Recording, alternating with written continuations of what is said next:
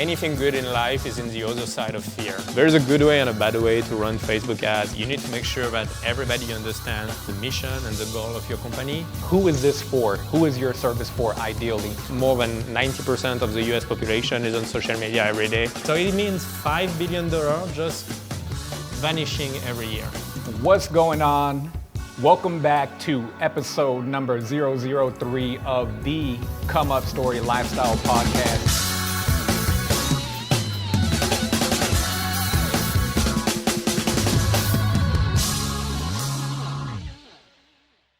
We're out here today visiting in the beautiful city of Boca Raton, Florida with Monsieur Yoann Dorat. And man, we're excited to get into his come up story today, where, you know, the whole thesis of this podcast is to inspire anybody that may be watching within their journey, regardless of whether you're just getting started or you're trying to scale to the next level. You know, we want to give you the blueprints, the mindsets, the tactics on how to go from a young hustler to an operator and CEO. So today we're super excited to sit down with Yoann and really get into the trenches of his entrepreneurial journey as a real estate investor and scaling his multiple businesses throughout the years. So you guys are in for a treat, and man, let's jump right into it. So man, Yoann, pleasure to be here visiting you today, brother. Let's start with this, man. For anybody that may be watching that may or may not know you, can you tell us a little bit about who you are and kind of what was your background that led you into the life of entrepreneurship? Absolutely. So first of all, thank you for having me today. It's a pleasure to be here with you. Thank you for coming to Boca. So yeah, let's jump into it. So my name is Yoann Dorat. I'm a real estate entrepreneur. I've been in real estate for the best part of the last 15 years, so it's been a journey. Over the years, I wore many different hats and run many different businesses within this industry. So where should I start? I mean, my career started already when I was 18 years old in the south of France. So it's an interesting story. I didn't really, know what to do with my life. I just bounced out of school. I just went to high school, never really graduate or anything. And I just rented my first place, and the broker back in the day in south of France asked me, hey, what are you doing with your life? I was like, I don't know, maybe real estate. It seems like a good career, I knew a lot of people back then that were successful in real estate. So told me, hey, you should just join my brokerage. I will teach you everything that I know about real estate.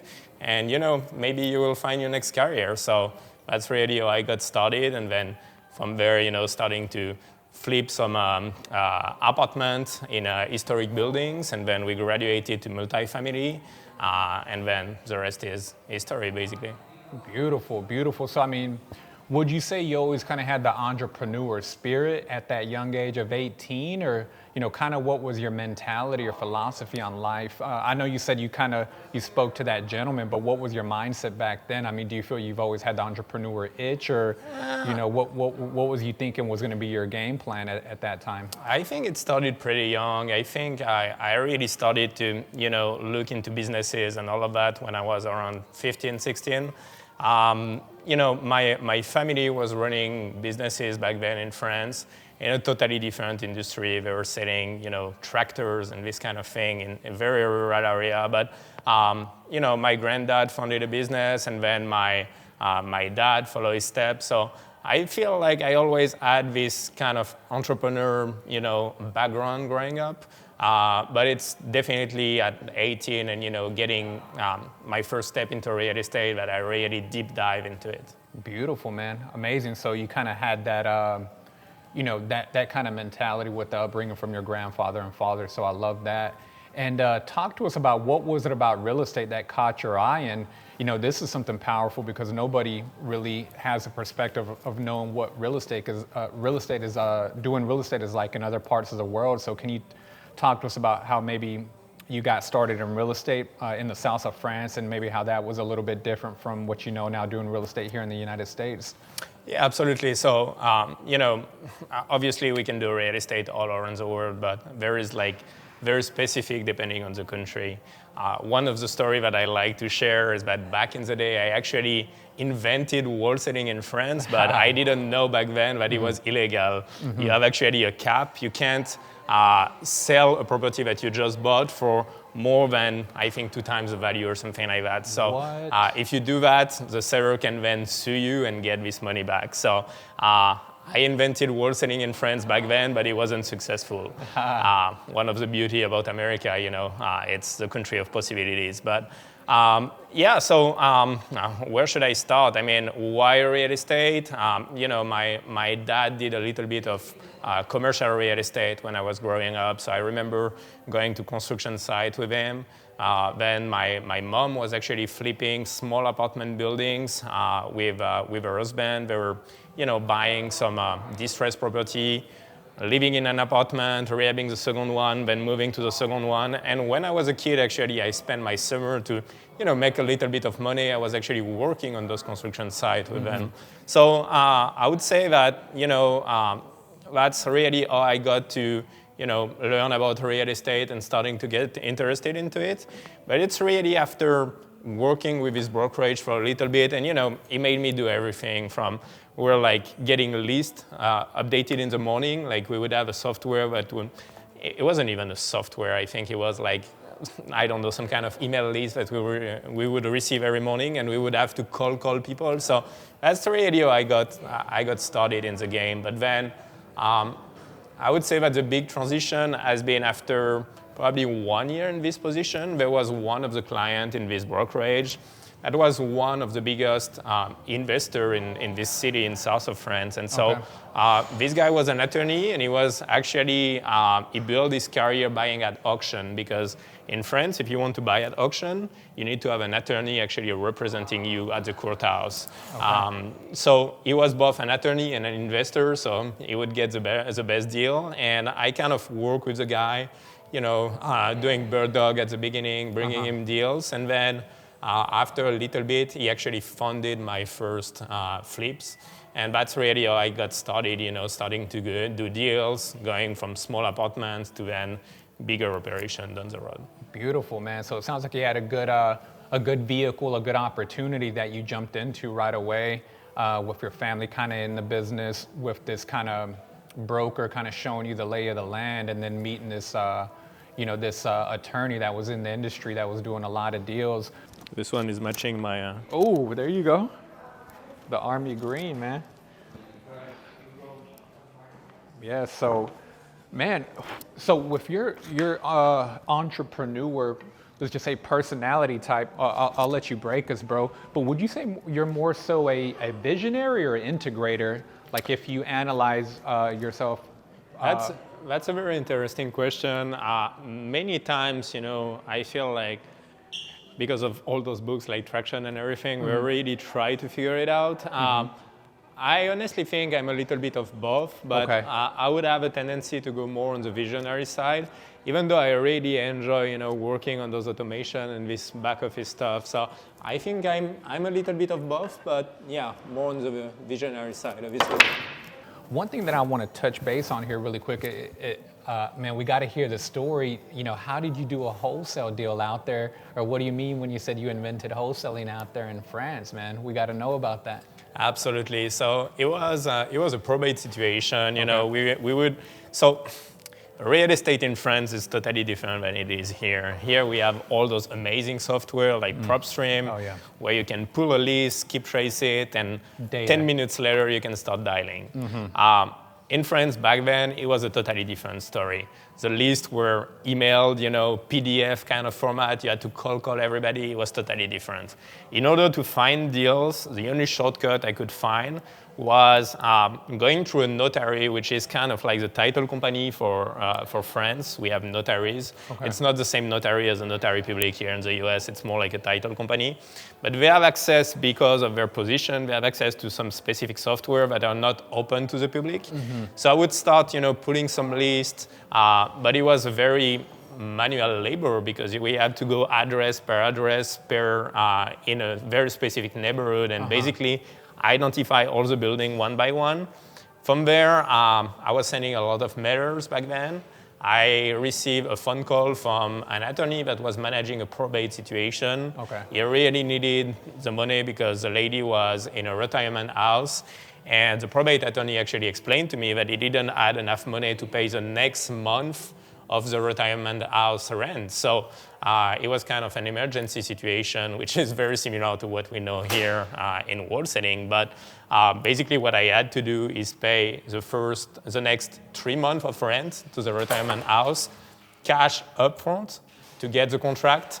And then from here, I lock up the contract, and I already had another investor that I sold the building twice the value. So wow. When I'm saying wholesaling, it wasn't exactly wholesaling. You can't assign a contract in France, so it was more like a wholesale. I had to close on the deal and then resell it. But still, we have this exemption that I was talking about in France that say that you are not allowed to sell. Let's say I'm buying property right now for $250. Gotcha. The maximum I would be able to sell it is approximately 30% of its value on top of it. I can't make more than a 30% profit, basically. It's crazy how they cap that. Yeah, so it's very capped. So yeah, that's why I'm joking about it and saying that I invented wholesaling in France. I don't know if I really invented it, but I tried at least. For sure, you was in the game. You was taking action.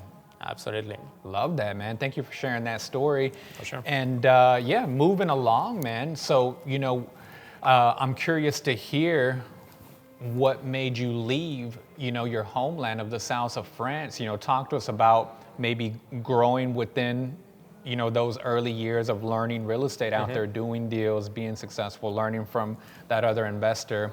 Why not just stay in the south of France, or kind of tell us about kind of the next chapter of how you continued to evolve once you got your feet in real estate and business? Yeah, absolutely. So yeah, after starting to do my first few flips, I transitioned to flipping multi-family building, but in the historic district. So you had this tax advantage in France. If you would buy a property that was in an historic district, a very specifically designed area, you would be able to basically have a tax write-off for the entirety of the repairs that you would do. So I specialized in that for a few years. We've been doing a lot of business. It was really a niche that only lasted a few years, but very interesting. Then from there, I kind of got the shiny object syndrome. It happened a lot in real estate. I saw those big developers going after land development and building those apartment buildings from scratch. So it seemed to me more prestigious to go into this land development than just rehabbing old buildings. So I ventured in that area. It's been very challenging. It was very interesting, though. I was still very young. I think I was 22 or 23 when I started in that area. A lot of challenges, but we did a few operations with success. And I ended up partnering up with a large real estate development firm in France that basically I would focus on finding the land, putting the permit, and they would be the one financing the operation and taking care of selling the apartments. So I did that for a little bit, and then to answer your question about moving to the US, well, I've always been interested, and intrigued by the US since I was a kid. I've always watched movies and thinking about potentially one day living abroad. But, sometimes life just goes on. I started at 18 years old. I was building a successful business in France. So I kind of stepped out from this idea for a little bit. And then when I turned 24, that's where my daughter is born. She's 8 years old now. But back then, when she's born, France had a lot of tensions, Around what time frame was this, just for reference? Well, it was 8 years ago, so. Okay. Yeah. And then yeah, a lot of tension in France, and I was starting to kind of get tired of this, doing deals in France and entrepreneurship in France. It's a beautiful country, and I love my country, but it can be challenging to be an entrepreneur there. And so I started to look elsewhere, and at the same time, I met someone that was doing deals here in Florida. I started to look a little bit into his business, and that seemed like an interesting venture. So I did what I had to do to just transition from doing business in France to move here to the US.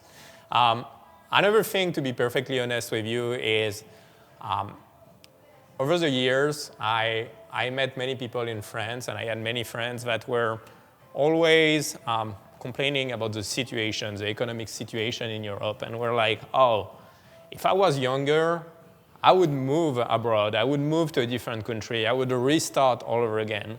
And, you know, it really stuck to me. I was like, I don't want to end up, 30 years from now being like, what if I had tried, What if I had taken the risk to move abroad and see, what life could be? So I think it's more like the fear of missing out, the fear of regrets that made me move. I love that, man. That's powerful. So you basically just had the enlightenment of, I would rather take the risk and figure it out and get out of my comfort zone than have the regret in the future.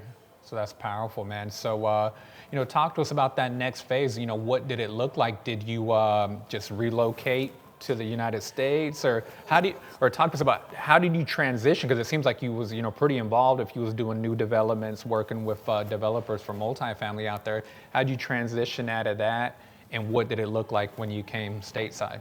Absolutely. So it wasn't an overnight transition. It took me approximately 1 year to, get the right paperwork, get my visa to come here, and then obviously I had all those projects in France. So I had to, sell some properties, wrap up some projects. So it took me a good year to really manage all of that.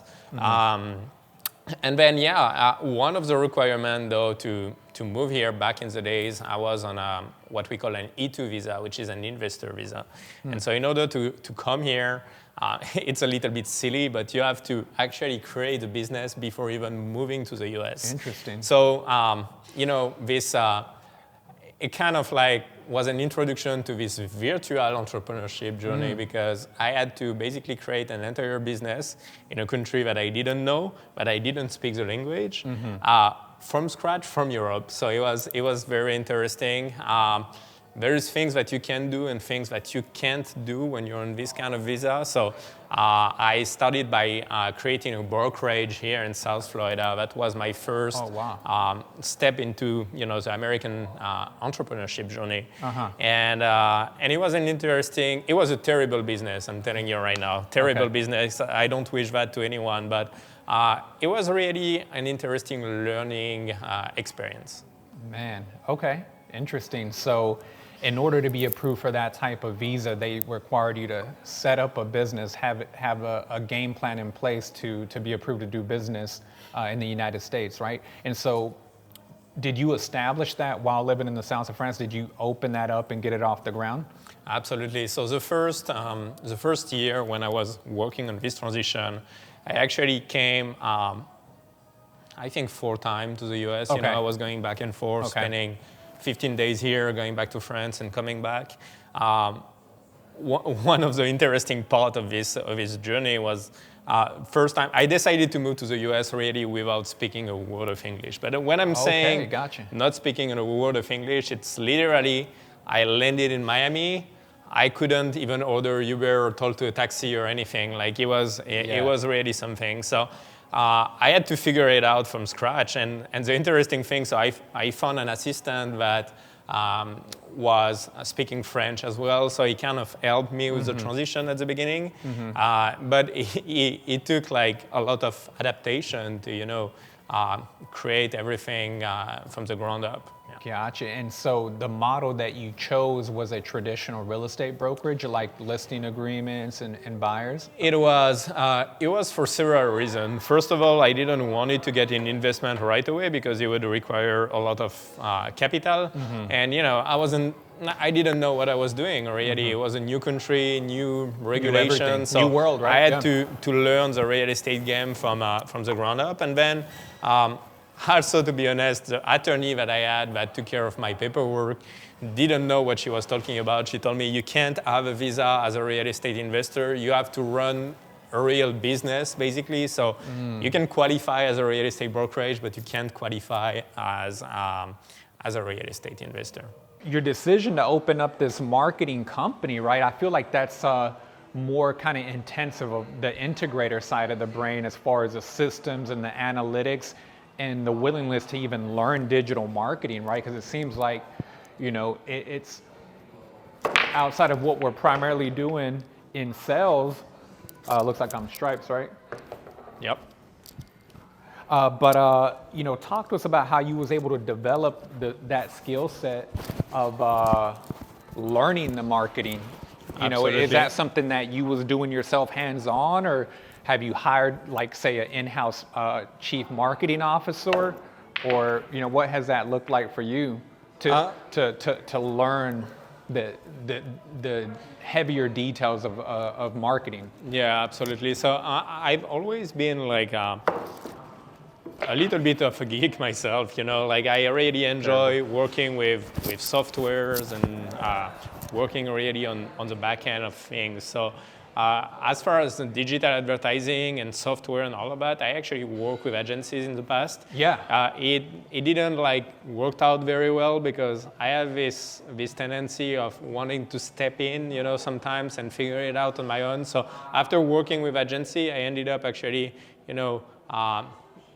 looking into it and learning and going on YouTube, and it's really a lot of trials and error, launching different campaigns. Some of them are completely a flop, some of them are going to succeed, and that's really, when it goes to Facebook ads, it's really a lot of trials and error, launching 20 different campaigns to see which one is going to stick.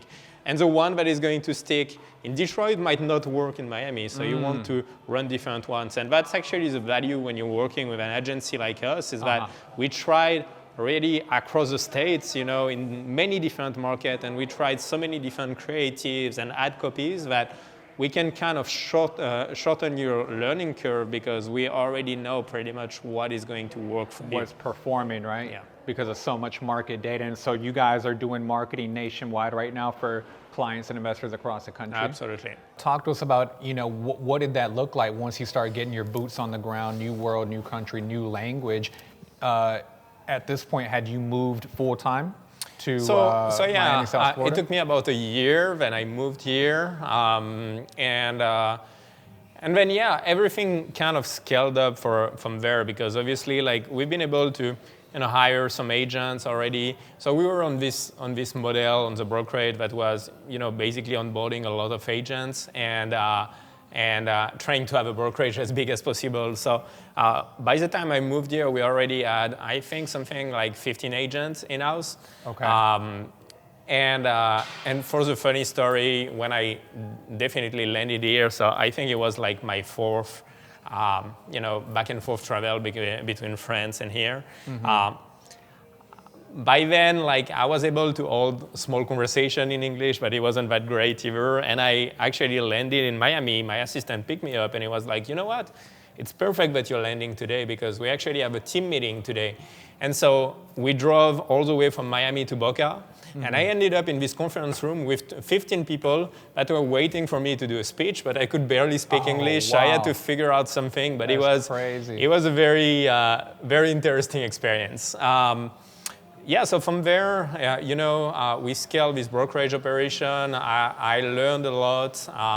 It was interesting. I did a lot of, hiring. So I learned a lot about all of that and the specific of real estate regulation. Obviously, I wasn't a broker myself, so I had partnerships. I had three broker of record that were in-house. Training the team. We built a pretty big operation. We had marketing in-house. We were doing some coaching for the agents. When I say it was a terrible business experience, it's because as a traditional brokerage, you can't really make any money anymore because you're in competition with all those companies doing 100% split. And then on top of that, the agents are expecting a lot from you, from having a desk to having the training, having all the marketing and everything for a very small percentage of the split. And the truth is we ended up having north to 80 agents, but out of 80 agents, probably 5 were top producer, right? And the rest of them were just, hanging their license. Correct. So it wasn't a great business, but it was a very good learning experience. 1000%. I love that, man. Talk to us a little bit, because it's like it sounds like at the beginning there, you literally just forced yourself into being uncomfortable, right? new country, not even knowing the language, showing up at the airport, having to do a meeting with a team, not really knowing the language. Talk to us about the importance of continuing to push yourself outside of your comfort zone, you know, as you grow in life as a business owner, entrepreneur, whatever it may be. Absolutely. I don't remember who said that, but I remember this hearing this saying that is,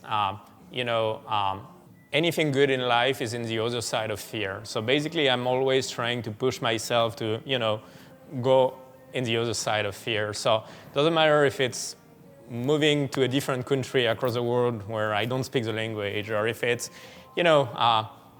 jumping on stage at a real estate meetup to talk to people. I like putting myself in this kind of situation, because I feel that's really where growth happens, Strong. Now, one other topic that I want to touch base on here, being an immigrant to the United States, as we reflect on your journey, at the back end segment, we'll talk about everything that you have going on right now. As an immigrant coming from another country, give us your perspective of that immigrant mentality and really the opportunity that we all have here in the United States. Talk to us about that, the immigrant mentality and what you see. Absolutely. A true opportunity that maybe sometimes we just take it for granted from being here our entire lives, or whatever it may be, I would say the main difference is really mindset. I left a country where everybody had this kind of I don't find the right word, but had kind of like a negative kind of mindset. Remember back in the day, 8 years, we were just coming out of, the subprime crisis and all of that, and the effect, it happened here in 2006, 2007, but it took a few years for the wave to really come through Europe. So we were right in the middle of it. So everybody was very negative, business wasn't going well, people were doing strikes in the street, even though it's France, so we're still doing strikes to this day, but coming to America was something totally different. When I first landed here, I was surprised to see that people were positive all over again. And, some people had lost their house, but they were, hustling and trying to build themselves out. I see people here that have 2 different jobs to, catch up with life and grow and evolve. And so that's something that was very interesting to me. People are saying sometimes, especially from Europe, that the American dream is dead in a way, because the generation from our grandparents were the one, or great-grandparents were the one living it. But I think it's not true. I think for the one that really takes the steps and are willing to get their head done and hustle, it's still alive. And so, continue us on through the journey, man. For sure. I know you said you learned a lot about that business model, growing the traditional brokerage and the ins and outs, but did you stay in that, or how did you transition after you kind of built that foundation when you transferred? So what did you do next? So I transitioned after 2 years, running this brokerage. So I knew the brokerage wasn't forever. It wasn't a great business. I wasn't making any money, or barely any money doing it, but it was a step through the door to the American market. And so from there, because of all my years of experience in Europe, I had built a very strong network there of financial advisors and real estate brokers and CPAs, and like a big network. And so those people, just by knowing that I was now living here in Florida and doing real estate deals, they started to call me and being like, hey, we have clients that are looking for places to invest their money. So why not doing it in the US? We heard that there is a lot of opportunities. We learned that there is many benefits to invest in real estate here. So there might be an opportunity here. So I kind of stepped out progressively of the brokerage to start an investment company. And so we developed what we call now the turnkey model, which is basically buying properties. We're buying at auction back then, rehabbing the properties, and then selling it to European investors as a package deal with the property management. So we were basically doing everything for them. It was like a turnkey investment. They would just put the money, and we were taking care of everything for them. It started in Florida. Florida didn't last very long because, the market, look at the market as it is now, like it increased really fast. So keep in mind that those investors were not really investing for the upside. We were really looking for cash flow. And so I had to look elsewhere. And that's how I ended up traveling across the country to see different cities and see different real estate opportunities. And back then, so it was in 2016. Okay. I ended up in Detroit in Michigan, and so Detroit is already always like an interesting story because everybody, heard about the fall of Detroit and what happened there, but I actually experienced something totally different. So sure, there was some very, very bad area in Detroit, but I actually saw a downtown area that was beautiful, man. Very, very nice historic building, very trendy place, new restaurant, new hotels, a lot of activity. I saw companies like LinkedIn, Microsoft getting their office started there. So I was like, I feel like there's something happening in this city. So I started Something to look about at it kind of spoke to you, yeah. Absolutely, absolutely. And then real estate was so cheap, man. Like back then, for $50,000, you could find a nice property in a Class B neighborhood. So I started to buy those properties, rehabbing them. I built a team there. We ended up opening an office, and that's what I've been doing for like 3 years after that. 3-4 years, really building our property management arm there, building our team on the ground, and we're doing north to 150 properties a year in Detroit. So it was an interesting journey. Beautiful, beautiful, man. I definitely want to unpack that a little bit. And so you scaled out of the traditional brokerage model. You got to thinking about other aspects of what you could do in real estate, but really the catalyst to that was, of course, your lifetime of network and relationships that you had built in the real estate community in the south of France. They're like, hey, Yoann's a real estate expert. He's now boots on the ground in the country. And still to this day, right, here, especially in South Florida, you always hear of international investors investing in this market, whether it's South America, whether it's Europe, Eastern Europe, wherever it may be. Can you kind of break down to the audience the allure to an international investor and why it makes sense to deploy some of their capital here in the United States? Kind of like as you built that business, kind of what was the pitch for somebody to invest with you and trust you in the turnkey model? Absolutely. So there's a few different key components for a European investor and especially a French investor to invest in the US. First, there's a dream aspect. Let's be honest. Everybody has seen movies about America and real estate here. So that's something that French investors are very proud of, being able to be at a dinner with a friend and saying that they own some real estate in America. So that will be the first aspect. Then the price point, in Detroit, once again, we're having an average of $50,000 per houses for a turnkey house. This doesn't exist in Europe anymore. In France, you don't even have a studio for this price. In some cities like Paris, you have a parking spot for $50,000. So that was very attractive to them. And then there is the tenant-landlord laws. In Europe, it's a little bit similar to what we might know here in New York City or in California. It takes forever to get rid of someone that wouldn't pay. They're not in France, landlord-friendly per se, right? Exactly. Yeah. I had back then, when I was still living in France and investing in France, I had a property where it took me 5 years to get rid of the occupant. 5 years, she stayed in the house without paying a dime. Without paying. So that's really what people are experiencing in Europe. So of course, even if it takes 90 days to get rid of someone that wouldn't pay rent here, it's still very attractive to them. So there was part of that, and then the upside potential. We've seen it happening here in Florida. Houses that sold in 2006 for $250,000, now we're selling for almost $1 million. Detroit is not that far yet, but if you look at it to this day, the house that we're selling in 2014, 2015 for $50,000, Now they're worth around 100. So it's time to own your investment. This kind of upside potential, the long-term appreciation, doesn't right? exist in Europe. Gotcha. In Europe, you're going to find properties that cash flow. It's not going to be a huge cash flow, but you can get 3-4% on your money. But the upside potential is very limited. So it's kind of the main difference. Here in America, the real estate market can do some big swing. It can be divided by 2. It can double up. In Europe, it's always linear. It's going to move 1 or 2% up and down, but there's no huge upside. There's no huge downside. So it's an attractive opportunity. Got it.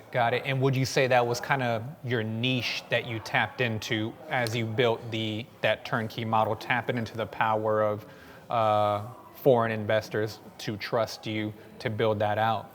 Absolutely. I mean, everybody has to kind of find their niche and stick to it. Doesn't matter what kind of business you're in. I would always say deep dive in a niche, because that's really the only way to succeed. If you're a generalist and you do everything, it's going to be very hard to build a business. So we're really stick to only this segment. We're doing only one thing, that was Detroit turnkey real estate, and we're marketing to French-speaking investor in Europe. That's the only thing we're doing. And so based on that, we're already able to scale. As I say, in top years, I think we were doing 150 deals a year. In just a few years, between 2016 and 2020, so in 4 years, we did over 400 properties in Detroit. So it was a pretty successful operation. We had our property management arm. We took over some portfolio that were sold to other investors as well. So we grew to something like 700 properties in property management. It was an interesting journey. Quick question: what would you say is your specialty? What are you in the best in the world at when it comes to digital marketing? Do you like SEO? Do you like Facebook ads? Do you like Google PPC? Or is there anything else that I'm missing? What would you say is if I had to choose one, I would choose obviously Google PPC, because it's the highest quality of leads that you would ever find. It's really the highest level of motivation. Now, if you look at us as an agency, we do more Facebook than Google. Why? Because our avatar of clients, can afford very easily Facebook ads. It's much cheaper than Google. So we're going to do way more Facebook ads. Now, there's a good way and a bad way to run Facebook ads. I feel like it's kind of some people ask me all the time, isn't Facebook ads for wholesalers saturated?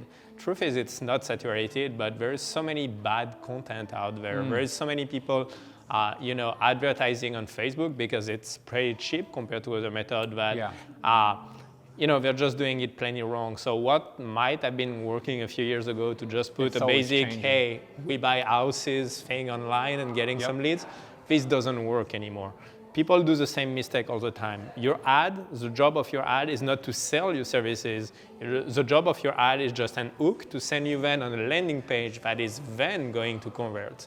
So we just need to get more creative than just a basic we buy houses like everybody else is doing. Did you relocate from Florida to live in Detroit during that time period? I didn't. It was very, very difficult for me to live this Florida lifestyle. I have 2 young kids. I didn't really want them to grow up in Detroit, even though it's a beautiful city and there's some very nice suburban area. Now, I really had to travel a lot. I had 2 physical offices. I had my back office staff that was here in Boca. So we maintained an office in Boca, and then I had a large office in Detroit with my construction crew, property management team, and all of that. So, and we also had an office in Paris, in France, to handle the sales. Gotcha, love that. So, talk to us about during that growth phase, building that business. Looking back at it now, is there any main takeaways that you had from working that model? Would you go back to that, or what were some key takeaways for anybody that's looking into actually adding that on to their current real estate venture? What are some pros and cons of that business model? What did you like about it? What did you not like about it now looking back? That's a very interesting question. So thank you for asking that. So there's a few key takeaways, and obviously it's by doing that you learn. So I don't really like to look back and seeing it as a mistake. I see it as a learning experience.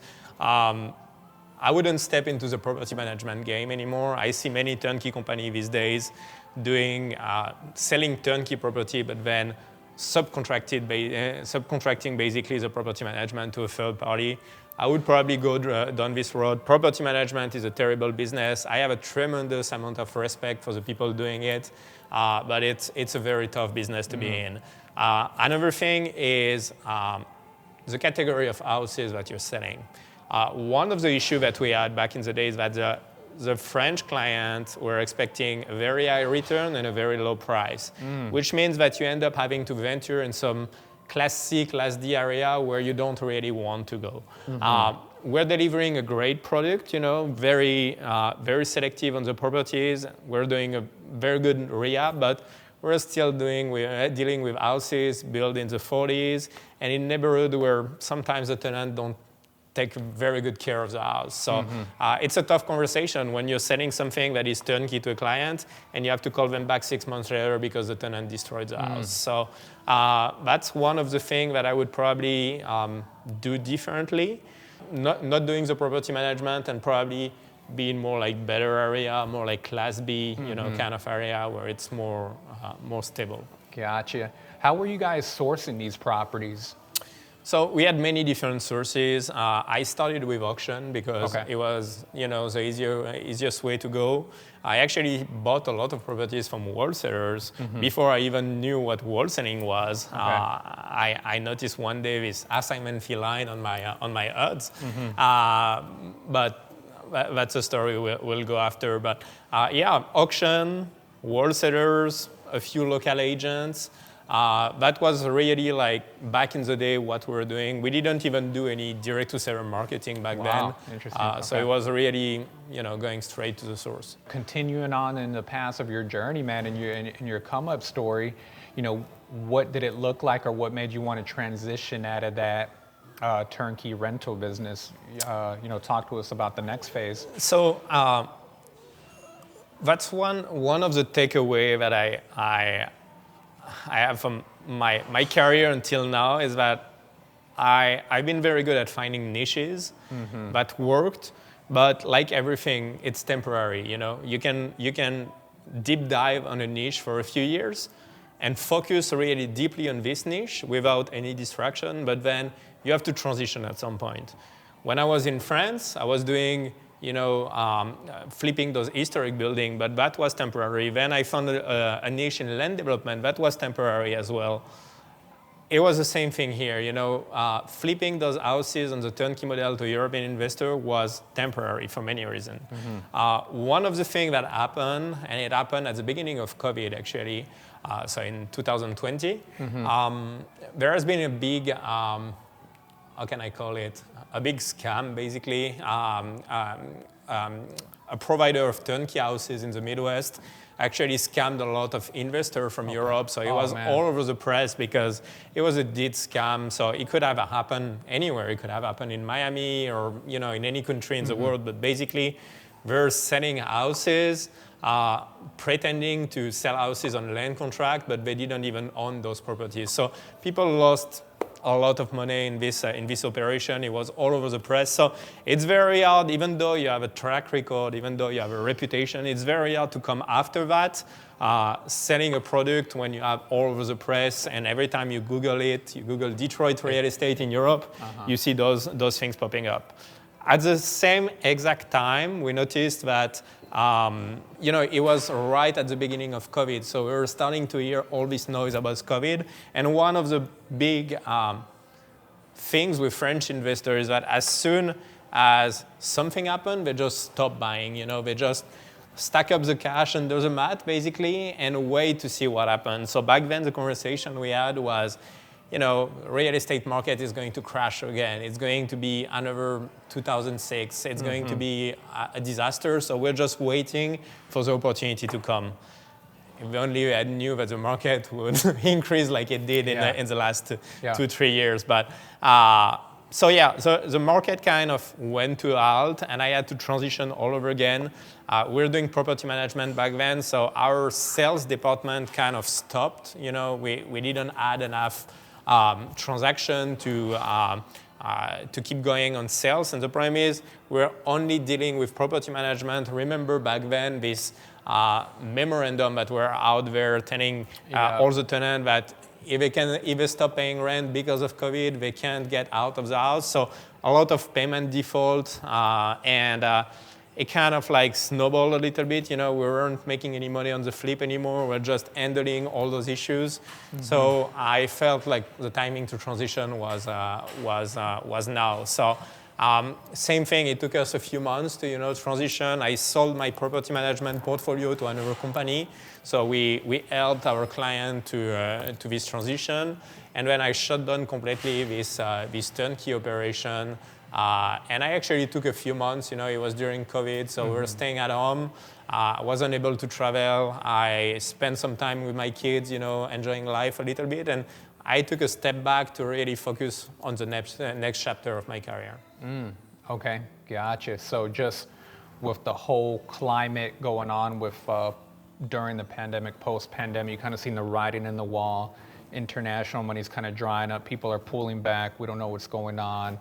And just with everything else that you said you had to deal with on the back end. So took a step back to kind of recuperate, have some you time. And so what did you decide to do next? Talk to us about kind of how you transitioned out of that during that era and kind of what led you into what you're doing today. We were saying earlier, I took some kind of a step back to, reset a little bit, spend some time with the family. And then, at some point I was like, I need to find the next chapter.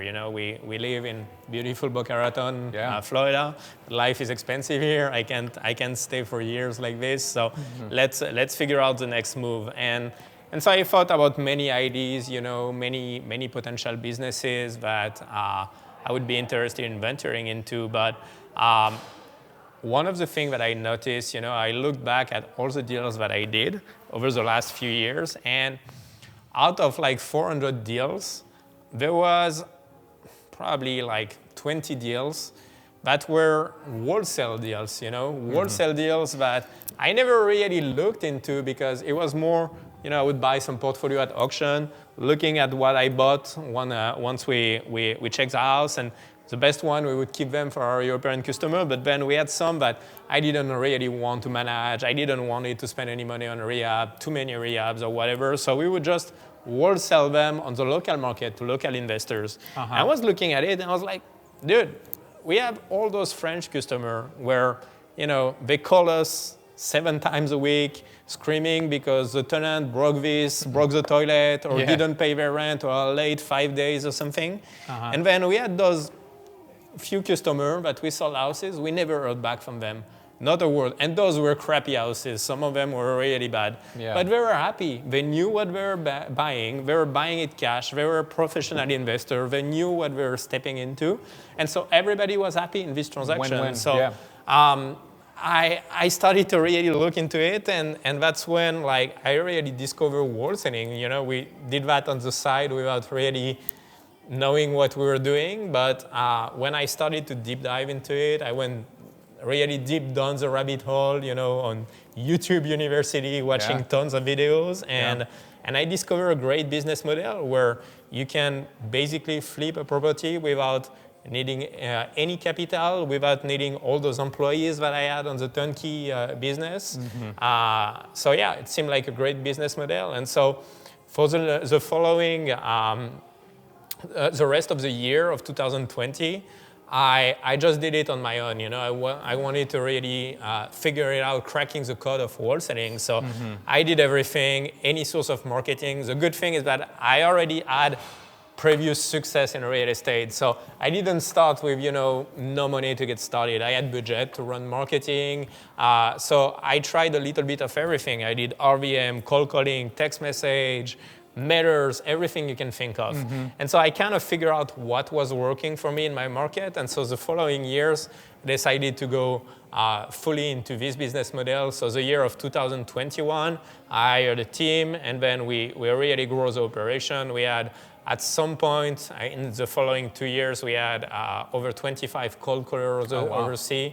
and we were doing north of 100 properties a year in wholesaling. That's great volume. That's great volume. So I love to hear that. So, it took some time off to kind of, just realize where you was at in life, spent time with the family, and you said, man, let me look into, out of these 400 transactions, there was 20 that kind of seemed a little bit easier than the other ones, and it was a win-win for everybody. More transactional, less headache of management on the back end. So you went, all in on the wholesaling model. Now, was this something that you was doing living in Florida virtually? Was you doing your transactions in Detroit as well? Did you stay in that market? So I stayed in that market because I already had a network of buyers, So I think that's one of the main things in wholesaling. You need to build very strong relationship with your buyers. So I was already well known in this market, so it was easier for me to start wholesaling there. Okay. Now, because I had this previous operation there, I still had an office there. So the first year, I was still, venturing between Florida and Michigan. But really quickly, I realized that I didn't need any of that. We were looking up deals over the phone. We had our boots on the ground there to go check the houses, take some picture, and manage the whole disposition side. So, we transitioned to a fully virtual model.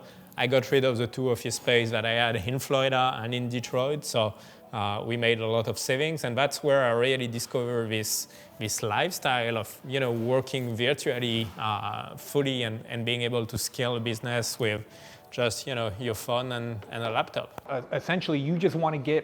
I always like the analogy of like the retail store. You want to get somebody to walk into your retail store, kind of raising their hand, hey, I'm browsing around for your service, but I kind of don't know what's going on. Is that the general gist or goal of, say, when you're running ads on Facebook, is to kind of build that top of the funnel, bring people in that's a little bit warmer than, say, like an ice cold call? It's really a matter of funnel, and you're exactly right. There's different temperature of leads, basically, and so people are trying sometimes to run exactly the same ads on a different kind of profile of customer, different avatar. So I would say that the Google lead, for example, is going to be a very hot lead that need to be handled right now. So it's obviously more expensive, but you have a kind of an urgency.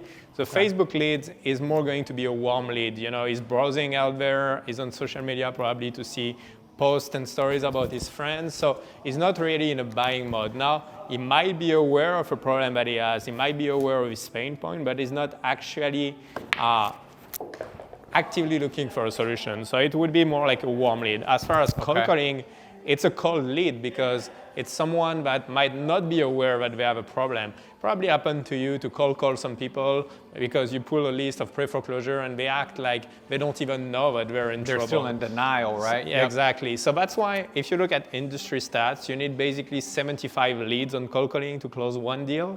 On Facebook, you need approximately 25. On Google, you need approximately 12. So you can see the different level of maturity of the leads. I love that. Okay. And you don't treat the audience the same way as well. Like an ad that you're going to run on Facebook for a warm audience is not going to be the same as an ad that you're going to run on Google for an hot audience. You're going to target them slightly differently. Now, let me ask you this. For somebody that has a budget in place for digital marketing and they want to start incorporating that to their business, should somebody start with, hey, let me just start with Facebook ads? Or let me also do Facebook and PPC? Or what about SEO? Like, what's your guidance on that? When you start digital marketing, should you start doing all 3? Should you only start with 1? Or kind of what's a good way to enter the space of digital marketing? I feel like it's everything in life. You should never do everything at the same time because, mastery requires focus. So you need to pick one niche. It really depends on your budget. If you have already a previous success in your wholesaling business, you might want to start directly with Google PPC because you're going to get the highest quality of lead and you're going to have a much better conversion rate. Okay. Now, if you have a limited budget and you want to really increase your lead flow, I would suggest just going into Facebook ads. It's probably going to be the best bang for your buck, basically. You're going to get many leads through the door. You're going to have a lot of repetition. It's like everything. At the end of the day, what really matters is having a lot of conversation with motivated sellers. You're getting better as more conversation. Yeah. Talk to us about what you like about the ability to be an entrepreneur and maybe have a little bit less overhead than the traditional model of having a big corporate office, square footage, in that traditional model. Talk to us about the power from your perspective of being virtual, living here in Boca, doing hundreds of transactions, in Detroit, Michigan. What do you like about the virtual model, and what are some big takeaways or gems that you can give the audience on how to really implement it? Because, it seems like it may be easy from somebody looking from the outside in, but talk to us about your experience growing businesses virtually. So, to be honest, I really had to figure it out because I didn't have a choice. Once again, even back in the day, I was still living in Florida. Even though I was traveling and spending 1 week per month up north, I was still living in Florida. So I always had to have kind of this hybrid kind of model. But then I transitioned to fully virtual, and it's an interesting model. It's definitely worth it as far as the saving you can do on your overhead. I personally hated managing a lot of people. I know some people strive to have like a big team and a big office space and everything. I thought it was my dream for several years until I got all of that, and I realized that it was actually more a nightmare than a dream. So my model is really having a very small team of A players, and managing virtually. And I think it's very doable. Now, it's not for everybody, and you need to have very strong company culture, and you have to have very strong system in place, because obviously it's easier when you're in the same office space to see who's slacking or not. Virtually, it's a little bit more challenging, but with the right processes, the right SOP, the standard operating procedure in place, you can really manage that very efficiently. Okay. And for anybody that is wanting to build, say, a virtual real estate wholesaling business, you spoke about culture is strong, finding a way to build a culture, even though you may not be in the same office as that person. Can you give us any tips on that, on how do you build culture when you're not seeing, your coworkers, your employees, your team in person every day? How do you control that? So it goes down to a few key points. I feel the first one is really the company mission. You need to make sure that everybody understands the mission and the goal of your company, because everybody needs to be aligned and you need to all push in the same direction. And then it's exactly like you would handle an in-person office. You want to basically be on Zoom all day long, having a lot of meetings every day to make sure that everybody is connected and everybody can relate. So yeah, that's what I would recommend. Really, what's not working is thinking that you can do one Zoom call a week and run a team like this, because then everybody is disconnected. Got it. So just making sure you have the culture in place, big company mission, making sure everybody knows a company mission, and plenty of team meetings to make sure you keep everybody accountable. Love it, man. Well, man, what does everything look like for you right now? And bring us up to what we're doing right now in 2023. Are you still doing the virtual wholesaling? Talk to us about how that's going and what you're currently doing right now. So yeah, after this experience, we had 2 very good years in real estate wholesaling. It was an interesting journey. Now I had several personal events in my life that make me kind of lift my feet from the pedal a little bit. And to be honest with you, man, I kind of grew tired of this real estate model, at least the active transaction part. I still love the game of real estate. I love investing in long-term rentals. I think there is no better way on earth to build wealth than investing in real estate. But the active wholesaling and flipping properties, I've been doing that for so long, and I just felt out of love with the game. So I was kind of looking at a way to transition again. And this time I really wanted to do something different. So I took a few months off to really figure out myself really more than the business. Figure out what I really want my life to be. designing my life for the next years to come. And I realized that my priorities, kind of change as I grow older. I want to travel more. I want the ability to work from anywhere with my computer. And I want to be able to have a line of business that doesn't have any selling. Now, what does I mean by that? When I was flipping houses, you're kind of capped at some point. Let's be honest. I was doing 150 transactions a year. It takes a huge team to do that, huge overhead. It's very hard. It was very, very hard to transition from 150 to doing 300 or 500 transactions a year as flips. It's almost impossible to realize. Wholesaling is the same thing. You can grow a wholesale business. Some people are doing some pretty big operation. You're never going to see in your life a $10 million wholesaling company. It doesn't exist. It simply doesn't exist because you have a setting on those industry. Because you need a lot of manpower and it's very hard to scale. So I was looking for a business that I can scale virtually from anywhere in the world with really no limits. And so I looked at a lot of different ventures. I had many people in my relationship like proposing me different business idea and different venture. But I realized, I took the wholesale business that I had and I looked at what I was really good at. I'm a pretty good salesperson, but I'm not the best salesperson out there. There is some guys that are 10 times better than me. Now, there is a few things that I'm very good at.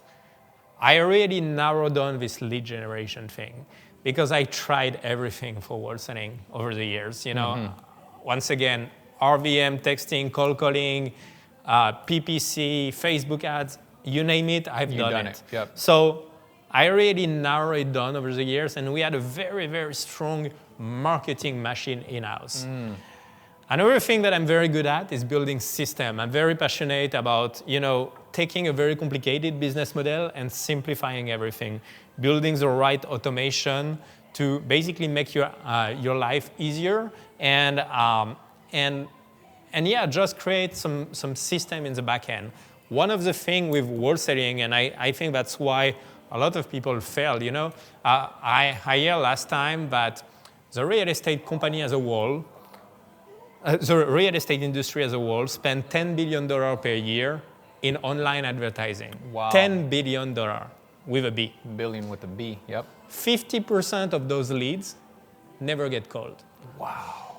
So it means $5 billion just vanishing every year. So when you realize that, and I'm not even talking about the lead that only got called one time, where we both know that you need to follow up with the lead 8 to 10 times to really close the transaction. Correct. So all of that can be perfected with the right system in place. So just knowing where my strong suit was, I decided to go into the advertising space. So I opened my current venture that is called Axia Media. So Axia Media is a digital advertising company. We do lead generation. We're very good at, we already cracked the code of Facebook ads, Google PPC. We do Microsoft ads as well. So we're very good on lead generation, but we don't just stop here. We really build an entire conversion system. So when you become a client of our agency, not only we run ads, we also give you a CRM. We build in this CRM all the drip campaign and automation to make sure that you stay on top of your leads on autopilot. So even if you're a one-man show running your wholesale business, you don't have any VAs, you don't have any team member, any closers to help you out, our system kind of help you run your business all by yourself. So what was very important for me in my business, meaning having a very lean operation with just a key player, being able to really stay lean and virtual, we basically help wholesalers do the same thing. So it's more like a blueprint. We provide the system, we provide the lead. We even have our own lead manager calling all the inbound leads coming in to qualify them.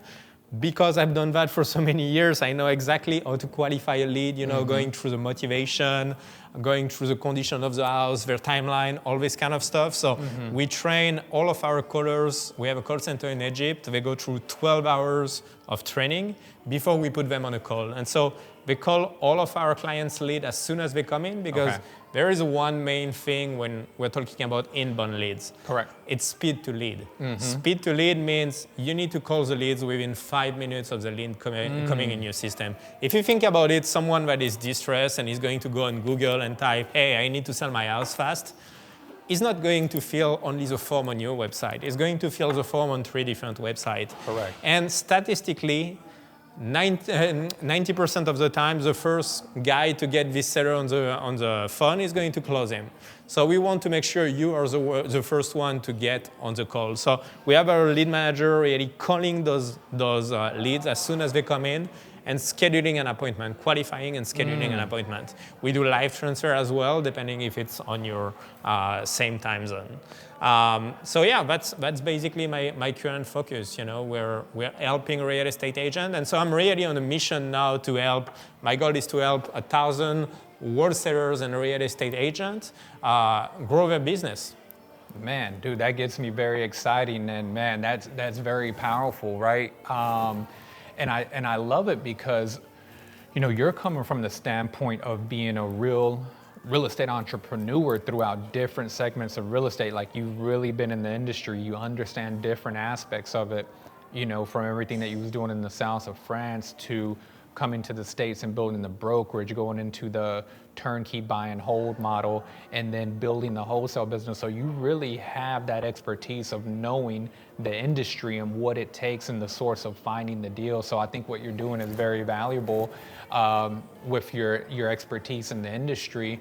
And man, I love it. I love it. So one more time for the people listening, what is the name of your agency? So the name of the agency is Axia Media. Axia is ancient Greek for value. So basically, it's what we're aiming to provide. We're aiming to provide value to real estate wholesalers and real estate agents. Okay, and just to recap, to finish us out here, so the agency, it's almost like it's a turnkey marketing agency that's going to be able to bring in a client, get them set up with digital marketing, getting some hotter inbound leads coming in, but not only that, setting them up with the right systems with the CRM to keep that database organized. And then even on top of that, you have lead managers that are helping somebody call that inbound lead. So it seems like, from what I'm hearing, you're covered on all bases, right? Absolutely. There's a lot of value there with what you're providing. Absolutely. And we even go one step further. We even have a course that is set up in our CRM, so all of our clients get access to this course for free. So basically, I had a choice. When I decided to transition out of wholesaling, it was either going to the coaching space, but a lot of people are already doing it, and they're doing a very good job, I think. There is some very good content out there. So my view of that was more like, hey, let's do the course, but let's provide it for free to our clients. Value.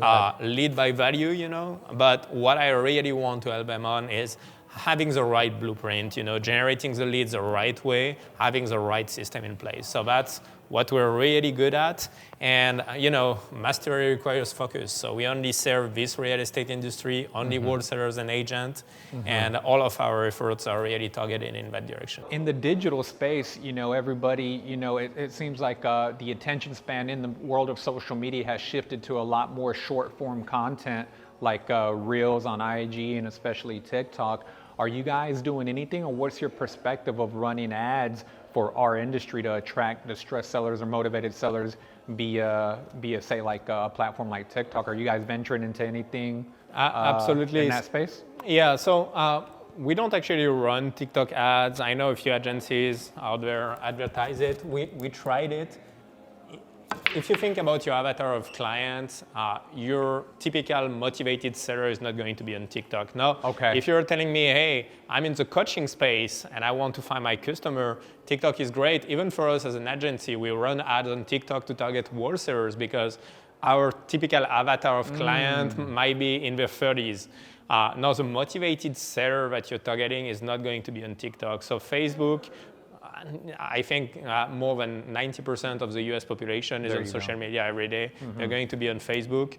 So you want to target Facebook first and then Google. It's probably like the first reflex of someone now when they want some information, they're going to type it into Google to go find it. So for anybody that's listening right now, who would you say is your target client and avatar? I know you're going after the wholesalers and a little bit of the listing agents, but for anybody listening who's like the target avatar, who is this for? Who is your service for ideally? That's a very good question. So until a few weeks ago, my answer would have been wholesalers that do at least 5 deals per month. Because obviously, having an agency running your ads is something that is expensive in a way because you have to pay the agency fee plus ad spend. Obviously, we have a full team of media buyers, graphic designer that work in the back end. So this has a cost. Our avatar of clients usually is 5 deals plus per month. And our goal is to take them from 5 to 10, 15 deals a month. Beautiful. Now, it's slightly starting to change because the reason is we've been working for a few months on developing a tool that allows clients to launch their own campaign directly from our system. So we add a plugin to our CRM, and now we're going to open up for wholesalers that do less than 5 deals a month. We're going to be able to use basically our entire blueprint, our best performing campaign, our best performing lead form, landing page, all this system that we build for our clients. They're going to have a do-it-yourself formula for a much cheaper cost. They're going to be able to run their ads because, once again, my goal is to help as many people as possible, and I don't want to, just say to people that just can't afford our services, hey, we can't do anything about to help you.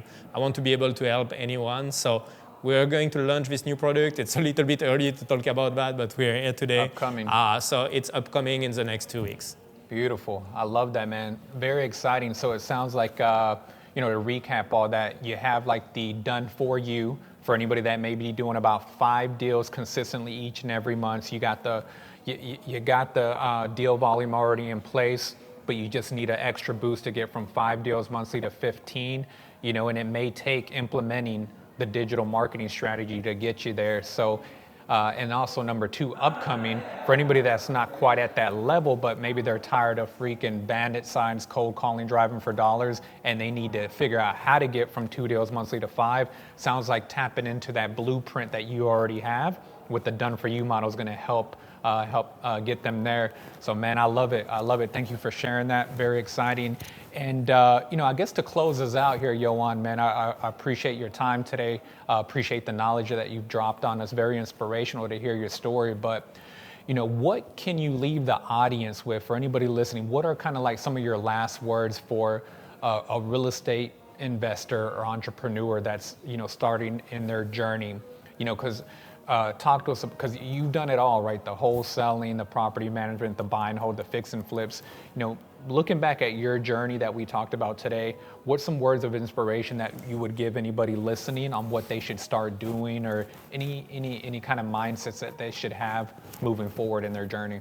Yeah, absolutely. So just looking back at my career, there is one thing that I noticed. I've been doing a lot of deals. I've been very transactional, flipping, wholesaling. One of the things that I would have changed if I was able to, go back in the past would have been to hold on more rental property. Because looking back at it, I flipped some houses here in Florida for, making 20 grand back then. But today the same houses would be worth 3 times the price that I sold them for. Wow. And it's a little bit of the same thing. So in the Midwest, in the last years, I kind of correct this trajectory. So I started to, stack up on rentals. And, it's great. Today, like I have a portfolio of rentals that pay me every month. It's what allows me to, step back sometimes, like I did when I decided to transition to the digital marketing space. I can take the time to, really think about it and make those strategic career swing, just because I have these foundations that are already built and are paying me every month. So my advice to wholesaler, because I see that happening a lot, and I've been a victim of that as well. Don't stay just transactional.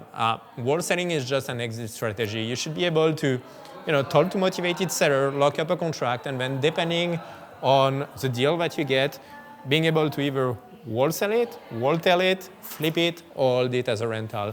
But as a general rule of thumb, I would suggest keeping at least, one property out of 5. You should hold it as a rental.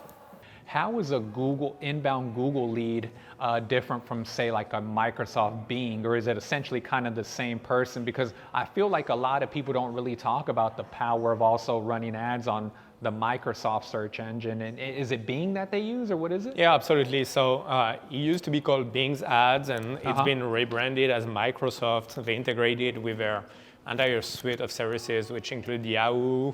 It includes as well AOL and like a few different platforms. Okay. It's the same quality of leads between Google and Microsoft. It's going to be PPC inbound leads. It's going to be top tier 1, the best quality of lead you can get. Now, the main difference is it's simply going to depend per market. Microsoft is a little bit less popular. Obviously, Google, on 95% of the search engine traffic worldwide, but still Microsoft has billions of users every day. So you're going to get more leads on Microsoft. Now, it's going to vary really market per market. Is it a less cost per lead from Microsoft, or about the same? It's going to be a little bit cheaper on Microsoft.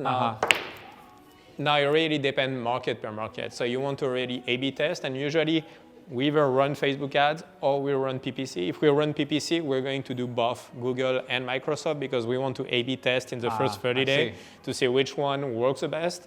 Same thing, we always A/B test because we don't know really what is going to be the best performing ad because it varies per market, it varies per your avatar of client. So we're going to run a bunch of different campaigns on those 2 platforms. And after 30 days, we analyze your KPI, and we're going to turn off the ad that perform less and switch the budget to the best performing ones. If you're actively doing wholesale deals, a takeaway there is that, the transactional is good, the income is good, but also think about building that long-term wealth by acquiring properties. And I love what Yoann said there. That monthly cash flow, the reserve that his rental portfolio has allowed him to have the freedom to kind of pivot and adjust throughout his real estate journey that he spoke about today to, just create your life by design, which is really what Yoann's a great example of what he's doing right now, what he's done in the past. And so, that's the biggest takeaway that, I personally had today is that, just continue to grow in your journey, be in a position where you're always an industry expert, you're the best at what you do. And like what Yoann's been able to do, he really kind of found his niche throughout his journey. He went all in, but then he also had the awareness to be able to see outside of what he was currently doing to transition and continue into the next chapter to get bigger and better. And so that's the value here of the ComeUpStory, where we're going to give you the blueprints once again to go from a young hustler to an operator and a CEO of your own life and your business. So last but not least, man, where can they find you?